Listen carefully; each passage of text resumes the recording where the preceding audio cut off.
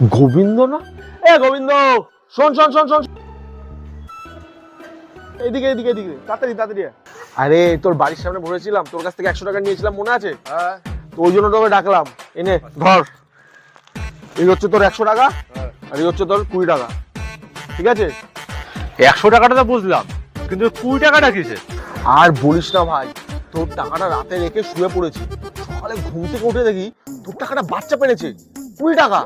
আমি ভাই সৎ ছেলে, তোর টাকা, তাই জন্য তোকে ডেকে তোর টাকার সঙ্গে তোর টাকার বাচ্চাটাও তোকে দিয়ে দিলাম, ঠিক আছে তো? বাহ, তো দারুণ ব্যাপার ভাই। তা তোর কি আমার টাকা পয়সা লাগবে? লাগলে কিন্তু বলিস, তো বন্ধু কিন্তু আছে তোকে হেল্প করার জন্য, ঠিক আছে?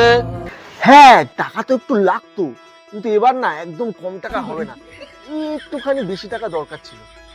হ্যাঁ, তো বল না, তোর কত টাকা লাগবে বল। হ্যাঁ দে না, 200 টাকার মতো দে।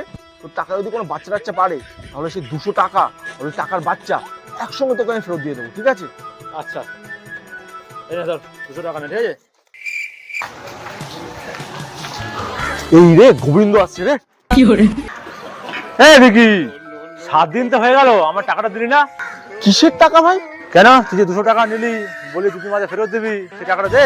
ও ভাই, একটা খুব দুঃখের ব্যাপার, আমার খুব কষ্টই হচ্ছে তোর কথাটা বলতে। কেন ভাই, কি হয়েছে? আর বলিস না ভাই, সকালবেলা উঠে দেখি তোর টাকাটা বাচ্চা পারছিলই।